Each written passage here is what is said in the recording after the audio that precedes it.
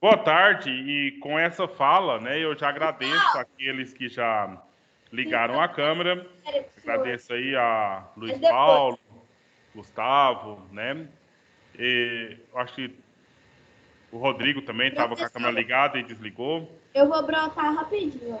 Já vou sumir, igual. Certo. Então, gente, é muito bom que vocês liguem, Yasmin, obrigado por ter ligado, e todos vocês que puderem e quiserem ligar. Sabe por quê? Porque, assim, é interessante a gente fazer aqui essa interação. E eu ver você tá falando de mim? Hã? Você tá falando de mim? É que você estava com a câmera ligada e desligou. Eu queria agradecer por ter ligado. Vou pegar um dental aqui. Tá eu tava bom. comendo uma pera. Tá bom, então. E aí, então, obrigado. Professor? Obrigado. Sim. Eu não posso ligar a câmera porque meu telefone tá carregando. Aleatório, professor. Não, tudo bem. Quem não pode, não tem como, né? E quem não quer também, eu não vou obrigar ninguém, é claro. Mas aqueles que fizer de bom grado, né? Eu fico feliz que aí a gente troca as ideias aqui e troca também as expressões, né? Então é bom ver cara bonita de vez em quando. Aí, eu tô tendo 6 caras bonitas aqui para me ver agora, né? E tá chegando mais uma. Então, a Maria e só vai aumentando aqui. Ótimo. Pessoal, nós ficamos da aula passada para essa aula falar sobre os tipos de liberalismo, não foi? Porque tem o liberalismo econômico e tem o liberalismo político. E aí a gente gostaria então de seguir apenas o texto, né? A parte que a gente já começou na aula passada. E aí a gente vai tirando as dúvidas e discutindo aquilo que precisar ser discutido para que vocês entendam o assunto a ser tratado aí. Certo? Então, deixa eu pôr aqui história do 8º ano. E aí a gente vai fazendo a leitura e discutindo os pontos, assim, para quê? Para esclarecer, né? Para a gente entender do que se trata o assunto que se fala. Oi. Hoje a gente vai falar sobre o que ou sobre o quem? Nós estamos, sobre o que ou sobre quem? Nós estamos falando do que, mas aí tem os quem, né? No caso, nós temos o John Locke, o Stuart Mill, né, que são pessoas importantíssimas para esse assunto, né, para discutir esse assunto aqui. Bruna, você levantou a mão, você quer ler ou quer dizer alguma coisa? Eu quero ler, professor. Certo, Luiz Paulo também, né? Então, aí vamos Professor, aí. eu também quero para mim ler. Ótimo, aí deixa a mãozinha aí, que aí a gente já vai assim, fazendo a ordem e vai ajudando muito, né, para a gente poder caminhar. Então, está registrada a Bruna, Gustavo, Luiz. Então, vamos lá. Vamos chegar aqui na parte que nos interessa. Boa tarde, professor. Boa tarde, seja bem-vindo. Também quero ler. Ótimo. Deixa a mãozinha aí. Deixa a mãozinha erguida, que aí a gente já vai percebendo. Tá? Então, meninos, vamos, por favor, aí. Vamos começar na ordem das damas. Aí, por favor, Bruna, lê a introdução para a gente aí. Tipos de liberalismo.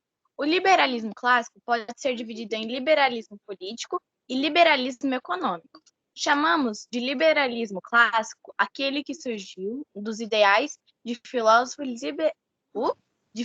liberais do século XVII e XVIII, contra o antigo regime e a favor da livre iniciativa individual na economia. Em contraposição, existe o neoliberalismo, que é uma doutrina econômica do século XX que resgatou elementos do liberalismo, adaptando-os à realidade econômica do mundo globalizado e do capitalismo altamente desenvolvido. Esses primeiros caras que desenvolveram a ideia do liberalismo, eles pensavam numa ideia um pouco fisiocrata. Fisiocrata, ou seja, a própria economia, ela tinha uma questão física.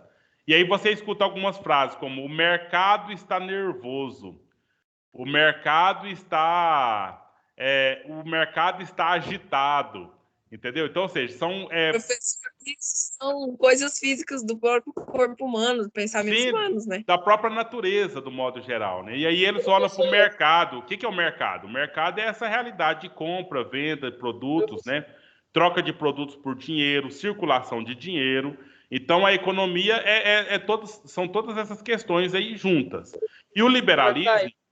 Só um minuto, Luiz Paulo. E o liberalismo, então, ele é uma forma da economia se estabelecer. Aí, como bem a Bruna acabou de ler, viu aí esse liberalismo clássico, ele tem duas mãos. uma mão ligada à política, que é o governo, uma mão ligada à economia, que é, então, essa questão de troca de dinheiro por produtos, troca de produtos por produtos e troca de dinheiro por dinheiro, né? Então, tem uma troca boa de dinheiro por dinheiro. Você sabe como você pode fazer uma troca de dinheiro por dinheiro? Você vai no banco e pega um dinheiro lá agora, pega 10 mil reais e vai pagar esse dinheiro em 3 anos. No final de 3 anos, você devolve 20 mil reais para o banco. Entendeu? Então, ou seja, é a troca de dinheiro por dinheiro. Só que quem te dá o dinheiro agora vai receber muito mais depois. Por quê? Porque entra o juros. Esses juros, Né? professora. Juros. Juros sobre juros e tudo mais. Luiz Paulo, pois Professor, sim, eu vou comentar sobre o mercado. Basicamente, o mercado, a gente pega um pouco do nosso dia a dia. Porque quando a gente fala que o mercado está cheio, o mercado está irritado, é que nem o senhor, tipo assim, a mesma coisa eu falar.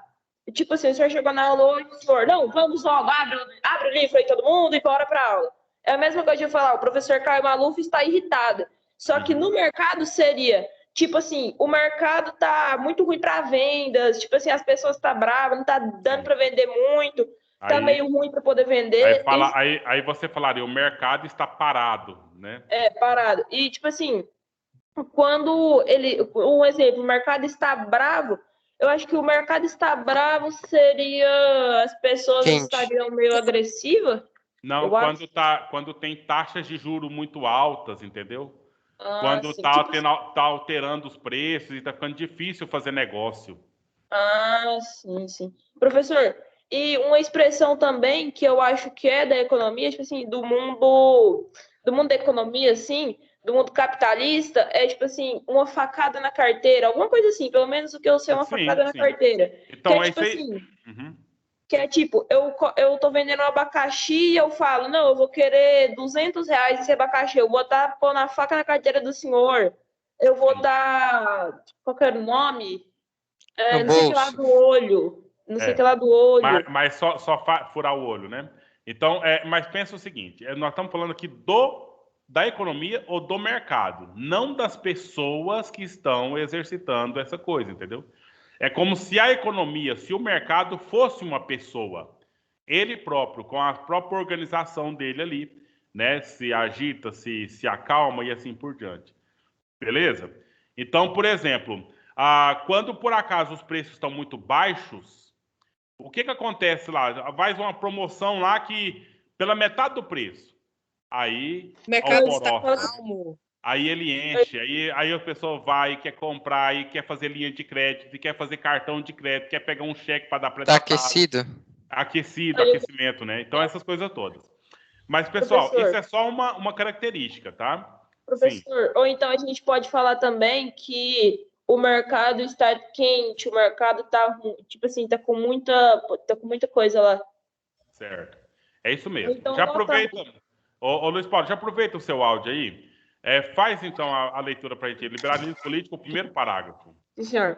O pensamento liberal, em geral, visava acabar com a apreensão estatal sobre a vida das pessoas em seus aspectos políticos e econômicos. Para tanto, era necessário abandonar a visão medieval do governo, baseada em poder absoluto e irrestrito de um governante, e no severo controle da economia por parte do Estado. Como ocorreu o mercantilismo, que os governos promoviam as ações da economia baseadas no comércio e exploração de colônias, controlando absolutamente tudo. Professor, eu já queria pegar essa palhinha falando que, se eu não me engano, acho que era John Locke que falou disso, que ele era contra, se eu não me engano, foi ele que falou que ele era contra o poder absoluto do rei. Que o rei não, que ele era contra isso, tipo assim, o rei tem o poder absoluto de pôr qualquer preço, de mandar em qualquer um, de fazer o que quiser sem ter barreiras e sem ter limites. Contra o monopólio. Sim. É isso aí. Então, o que acontece aí? Como é que é essa coisa, na verdade? É o mercantilismo, né? Isso que você acabou de falar aí pra gente.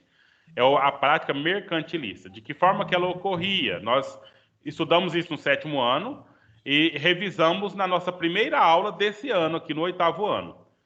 O rei tinha as suas colônias, né? E das suas colônias ele retirava ali os produtos. E os principais produtos que fez com que tivesse até as grandes navegações lá nos anos 1500 afora, né? Era porque pimenta do reino, a seda para fazer pano de seda, sabe? Cravo, Essas também. que são as chamadas especiarias, né? As especiarias, coisa que tinha lá no Oriente, na Índia, principalmente. Então, precisava de alguma forma de trazer esses produtos que eram caríssimos naquele momento lá. E aí, o que faz? O rei vai e coloniza aquele território. Só que quem é que ganha com essa história? Principalmente é o rei. Mas e as pessoas? São os chamados burgueses, ou mercadores, né? Nós já estudamos sobre isso antigamente. Mas o que acontecia? O rei controlava o que o burguês ganhava, o rei controlava o que o mercador fazia. E aí veio figuras, como você acabou de lembrar do John Locke, para dizer o seguinte, olha, o burguês está trabalhando, o burguês que está financiando a viagem para ir buscar essas coisas, o burguês que está tendo a fábrica e está empregando pessoas para produzir riqueza. Por que o rei tem que se meter no meio disso aí? O rei não tem fábrica, o rei não... de colocar o povo, professor, lá no meio do palácio. Como é que é, Gustavo? Eu não entendi. Seria o primeiro-ministro, professor. Eu estou falando assim que teve a ideia dele de colocar um poder legislativo lá no meio do povo, lá, no meio do palácio. Um poder executivo, tá? Só para corrigir a palavra. Poder executivo. Então, mercantilismo foi lá no ano 1500. O liberalismo já foi lá no ano 1700. 1600 para 1700. Entendeu? Então, foi uma evolução das práticas de mercado. Mas aí, nós estamos falando de liberalismo político, mas acabou caindo no mercado de novo. Por quê? Porque o governo, a política, determinava sobre a economia. E para que a economia ficasse liberada, liberalismo, precisava que o governo também entendesse as ideias liberais e o governo deixasse de ser absoluto e fizesse o que o Gustavo acabou de falar. Então, não é apenas um rei com poder absoluto. Nós vamos ter o rei com poder sobre as pessoas e nós vamos ter um governo executivo para governar as questões de administração econômica do país. Entendeu? Então, nós temos o rei. No caso da Inglaterra, hoje é um exemplo mais clássico dessa mudança que o Locke sugeriu. Nós temos a Rainha Elizabeth, a rainha mãe do povo inglês, entendeu? De qualquer povo inglês que está no mundo. São 50 comunidades inglesas no mundo, e ela é rainha de todas elas, a chamada Cromwell, né? E nós temos, em cada comunidade dessa, um primeiro-ministro, sabe? Um governador ou primeiro-ministro. É aquele que vai administrar as questões econômicas e do governo ali do país, entendeu? E ela é a mãe do povo inglês. Sim, Gustavo. Aquele primeiro-ministro que fica na Inglaterra no momento, ele é tipo um chefe da organização dos primeiros-ministros, porque, pelo que eu sei, parece que até agora é só ele que vai fazer audiências no Palácio de Buckingham. Porque ele mora em Buckingham, né? Porque ele mora lá. Agora, aí o que acontece? Em cada lugar, no Canadá, por exemplo, o Canadá é um território que tem um povo inglês. Austrália. Então, lá no Canadá e na Austrália, que seja, tem um governador que é o representante da rainha lá. E o primeiro-ministro de lá vai ter audiência com o seu governador lá no seu país. Então, o ministro Ben, que esqueci o resto do nome dele, é aquele loiro, né? Então, ele vai ter audiência lá com a rainha, porque ele mora na Inglaterra e a rainha está lá. Os demais vão se reportar aos governadores, que são representantes da rainha em cada lugar dela aí. Certo? Mas isso é o que já está consolidado, é o que já está pronto. Não era assim. Era absoluto, era só a rainha e pronto. Agora nós temos 2 poderes na chefia do governo. Agora, por quê? Porque teve o John Locke contra o absolutismo e que sugeriu, então, uma mudança total no governo. Olha aqui, ó, abandonar a visão medieval de governo, abandonar o poder absoluto e irrestrito de um governante que tinha um controle severo, certo? E aí, abandonar essa visão, vamos pedir aqui agora para, foi o Luiz Paulo, agora uma menina, a Heloísa Paixão. Heloísa Paixão, leia para a gente esses dois parágrafos aqui, por favor. Olha, lembra aqui, ó, Montesquieu, lembra de fazer o biquinho na hora de falar, tá? Que ele é francês. Professor, você vai mandar os dois parágrafos mesmo? Óbvio, eu que sou a pior pessoa para ler. Eu gaguejo toda palavra que eu falo. Não, mas você tá com a mão levantada, não é para ler, não? Não tem problema, não. Mas não é para ler muito, é porque eu não dou conta de ler direito. Tá bom. Então lê só o menor, as 3 linhas aqui, por favor. Tá, peraí. Ao abandonar a visão antiga de governo e economia, os liberais modernos adotaram uma visão política baseada no republicanismo ao no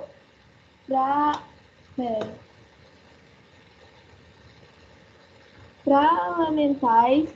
Esse sistema político permitiam a divisão dos poderes, retirado das mãos de um monarca o poder absoluto. Nossa Senhora, vai continuar. Obrigado pela leitura. Então, essa questão, olha, nós estávamos falando agora há pouco, seria uma nova forma de governo. O Locke, viu, Luiz Paulo, você falou dele aí, ele gostava da monarquia. Ele gostava da monarquia, só não gostava da monarquia absolutista, né? Então, que fosse uma monarquia que fosse parecida com a república, né? Nós temos uma república aqui no Brasil, você conhece muito bem. O Bolsonaro é o que manda no país? Não, professor. Não. Ele tem a própria democracia dentro dos 3 poderes. Então, nós temos um governo. Quem manda no nosso país é o governo brasileiro e o Bolsonaro tem o poder executivo, mas tem o legislativo e o judiciário o tempo todo vigiando, né, o trabalho. A Praça dos 3 Poderes, por exemplo, o senhor pode ver, tem a Praça dos 3 Poderes, por Professor, eu exemplo. só consegui entrar agora. Tá. O Supremo Tribunal Federal, a gente tem a Câmara dos Deputados e também tem o Senado. Do outro lado, a Câmara dos Deputados e Senado, e do outro lado, o Palácio do Planalto, onde está o presidente, onde ele trabalha, né? Então tá tudo ali, nesse meio mesmo, nos 3 poderes, um de um lado, do outro no meio, né? Todo ali nessa questão. Então, aqui é a ideia republicana que era para ser incluída no governo monárquico. Então, para hoje, gente, é tranquilo, é assim já tem muito tempo. Mas pensa naquela época que o rei era rei, mandava total, e que ninguém questionava. E se questionava, ele mandava cortar a cabeça, se fosse preciso. Pensa uma situação, mudança dessa forma, entendeu? E a mudança ocorreu como a gente está vendo agora. Seria no republicanismo ou no parlamentarismo. Esse parlamentarismo é uma questão que está acontecendo agora, em que tem um parlamento, ou seja, pessoas entre o povo, que são os deputados que fazem parte do governo, certo? Então, beleza. O republicanismo entra o poder executivo, diferente do poder do rei específico. No parlamentarismo seria apenas a participação das pessoas, que são eleitas representantes do povo, certo? Então, nós estamos falando do liberalismo político, na qual, então, permitiu uma divisão de poderes. E que poderes são esses? Nós já até repetimos aqui, mas agora vamos falar do seu fundador, né? Aquela questão, em qualquer lugar, menino, você vai achar que é o Montesquieu, o fundador dos 3 poderes. Mas você vai achar também em algum lugar que é o Locke. Mas o mais famoso que fala que foi, então, o pai dos 3 poderes é o Barão Charles de Montesquieu, certo? E aí foi a Heloísa, agora um rapazinho para ler para gente. Podia ser Posso você ler? mesmo. Não, tá, deixa a mão erguida, que aí eu te chamo, tá? Gabriel, né? Então agora o Gustavo, aqui. por favor. Ok. O filósofo francês Charles de Montesquieu, um dos pensadores que influenciaram o liberalismo e a Revolução Industrial, defendeu a divisão dos poderes estatais em 3 partes: o poder legislativo, formado por um corpo de legisladores que criarão as leis; o poder executivo, formado por um corpo de governo responsável por executar as leis; o poder executar as leis e governar a cidade ou o país; e o poder judiciário, que atua quando algum cidadão infringe as leis estabelecidas ou entra em conflito de interesses com outros cidadãos ou o Estado. Beleza. Meninos, aqui não tem que explicar isso, nós estamos falando toda vez. Se você não entendeu alguma coisa disso aqui, você me pergunta agora. Mas como é que eu posso colocar uma questão dessa na prova? Por exemplo, eu vou falar lá, olha, o poder legislativo é responsável por governar o país. Verdadeiro ou falso? Pense e me responda. Professor, sim, porque. Mas não, mais ou menos. Ele faz parte do governo, mas não do mais alto escalão. Luiz Paulo, leia aqui. É o que está escrito, olha só. O executivo é para governar o país. Entendeu? Executivo, governar o país. Legislativo é para fazer leis. Certo? Porque a ideia do governo direto é no executivo, né? É claro que o executivo só faz o que a lei permite, né? Se não tiver dentro da lei, ele não vai poder fazer. E se por acaso ele fizer, se mesmo assim ele fizer, aí tá lá o judiciário prontinho para falar, pode desmanchar tudo que você fez porque está fora da lei e você vai pagar uma multa, eu vou te tirar do cargo, alguma coisa assim vai ser feito. Entendeu? Então, outra coisa que vai estar lá. O poder judiciário, ele é responsável por criar as leis. Verdadeiro ou falso? O judiciário, sim, professor. Falso. Falso. Não, falso. É o legislativo. Quem cria a lei Judiciário... é o legislativo. Ele só... O que o judiciário faz, o Gabriel? Ele condena as pessoas, julga. Então, olha só. Tá aqui, ó. Judiciário atua quando se infringe as leis, né? Então, ele serve para quê? Para fazer a correção com base nas leis. Fazer a justiça com base nas leis. É isso mesmo. Certo? Então, ou seja, vocês leiam bem esse material todo, porque nós vamos fazer prova daqui 2 semanas, né? Então, dia 20, parece que é então, deixa eu ver se eu entendi. Sim. O executivo, ele comanda o país ou uma cidade. Sim. De que forma? Olha aqui, ó. Responsável por executar as leis. Sim, então ele executa, ele não manda na lei, ele apenas executa ela. Deixa eu dar um exemplo para você aqui. Só um exemplo antes. É como o professor na sala. Tem o diretor e o professor. O diretor, ele vai criar as normas do colégio militar, assim como o comandante, e o diretor, o professor ali na sala, ele vai executar aquelas normas, junto com o chefe, que seria como auxiliador. A gente falou sobre isso em geografia. E aí tem o coordenador que está para vigiar. Professor. Tem o coordenador E professor, isso faz sentido, porque se não tivesse isso, tipo assim, se fosse na época dos reis, vamos supor que eu sou um rei. Aí eu queria que eu tivesse, sei lá, eu queria que eu ganhasse 10 mil reais agora, só que, tipo, não ia poder, né? Porque, tipo, eu ia estar roubando. Aí eu pegava e falava, não, mas eu crio a lei porque eu posso, que eu tenho que pegar, que eu vou pegar 10 mil reais do Caio Maluf, porque é a lei que eu criei, que eu posso pegar esses 10 mil reais e ele não tem que falar nada. Beleza, Luiz Paulo, você deu um exemplo bom, e na época do rei absolutista, até, por exemplo, ele queria, não, eu quero pegar a filha do Luiz Paulo para mim. E ele pegava a filha do Luiz Paulo para ele. Né? Até mais que isso, entendeu? Era muito mais grave ainda a coisa. Agora, deixa eu dar o exemplo para a Maria Eduarda aí, que ela está perguntando. Suponha que o prefeito de Porá, ele quer dar uma bolsa de estudos. Ele resolveu dar uma bolsa de estudos para os alunos do CPMG estudar na FAI, e ele vai pagar. Ele pode fazer isso? Ele pode, escuta, Desde que for pessoal, ele pode se tiver uma lei no município de Porá que destina dinheiro para essa finalidade, entendeu? Se não tem essa lei, se não tem essa lei, ele não vai fazer nada disso. Agora, o que ele pode fazer? O que ele pode fazer? Faz a lei e vai lá, vereadores, eu queria colocar essa lei aqui para vocês aprovar. Que lei, o prefeito? Uma lei que eu vou dar bolsa de estudos, a Prefeitura de Porá vai dar bolsa de estudo para os alunos. Aí, se os vereadores, que é o legislativo, aceitarem, beleza, ele pode... Aí, Maridade, presta atenção. Ele pode executar essa lei, ou seja, dar a bolsa, ou não executar, se ele não quiser. Entendeu? Ele não é obrigado a executar. No sentido, assim, de dar a bolsa, tá? Ele é obrigado a um monte de outras coisas lá. Mas se existe lá a possibilidade de dar a bolsa, ele pode dar se tiver na lei. Se não tiver na lei, ele não pode fazer isso. Entendeu? Ou seja, ele pode executar a lei se ele quiser, nesse caso, se tiver na lei. Agora tem lei que é obrigado. Tipo assim, ele tem que prestar conta.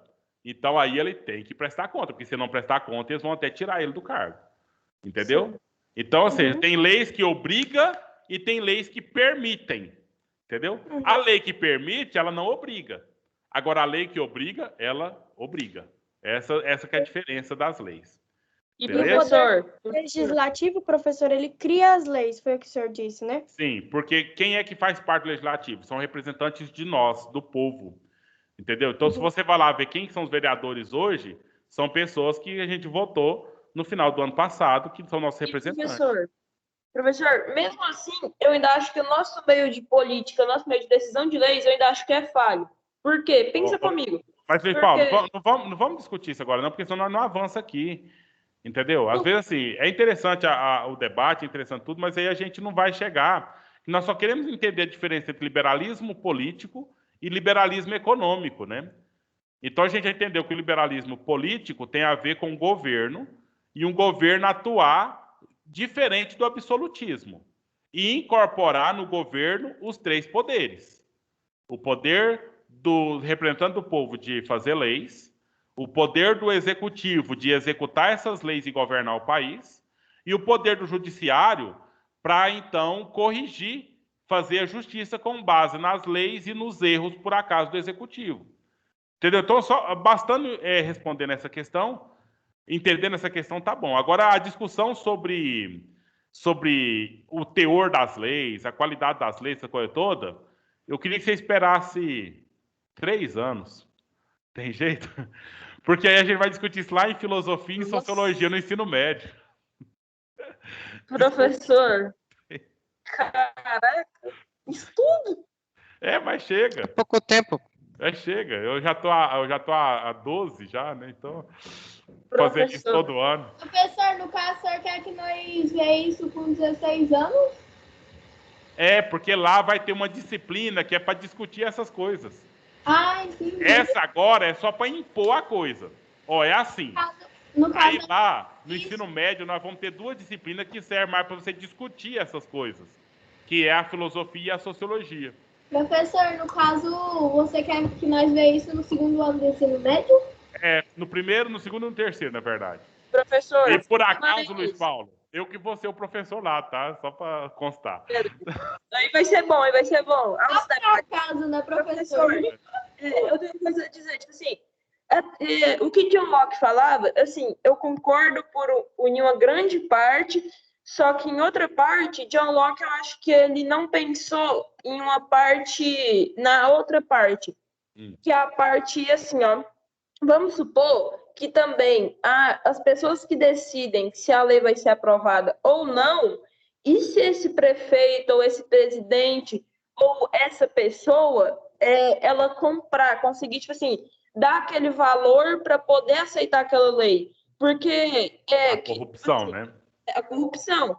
Porque John Locke, eu acho que ele não deve ter pensado nisso, porque, assim, estava certo em grande parte. Isso foi bom, muito bom, porque melhorou a nossa sociedade, porque senão a gente ainda está sendo meio que escravos A gente já tá Mas- sendo escravos do O governo. mundo Mas nem é ia estar evoluído assim.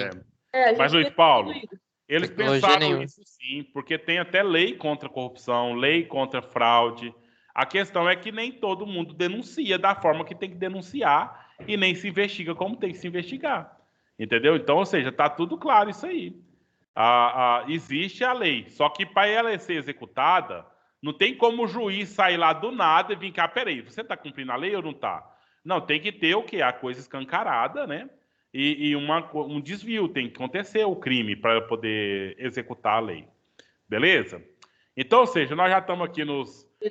eu pensava que nós íamos estudar os dois, né, o liberalismo político e o econômico, e na verdade já está aqui 17h24 e nós não avançamos, né? Nós vamos ter que retomar esse conteúdo, começando na aula que vem com o liberalismo econômico, e aí já tem pessoas para ler aqui que já está inscrita, né? Pessoas como, por exemplo, o Rodrigo Venâncio vai ler, o Gabriel, que não leu ainda, a Maria Eduarda, entendeu? Então Qual a que gente... professor? Hã?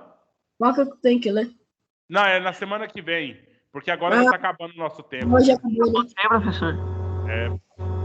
Aí semana que vem, tá, pessoal? É a ordem. Aí semana que vem né, começa da ordem. Aí vai. Rodrigo, Gabriel e Maria Eduarda.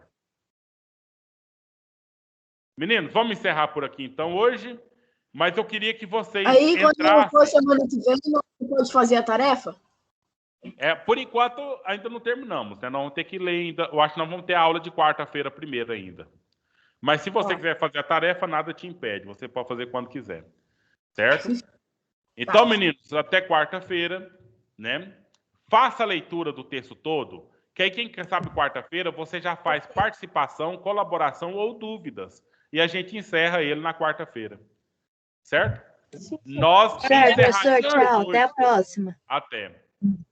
Tchau. Tudo bom. Doutora, e a chamada, como é que você vai Bom fazer? final de semana. Rodrigo, Gente, a chamada é como sempre. como é que eu faço a chamada, Rodrigo? Esqueci. Toda aula é igual. Já Você foi. tem acesso quando você entra e sai, Rodrigo. Isso mesmo. Aham. Então, tchau. Tchau, tchau. Bom final de semana.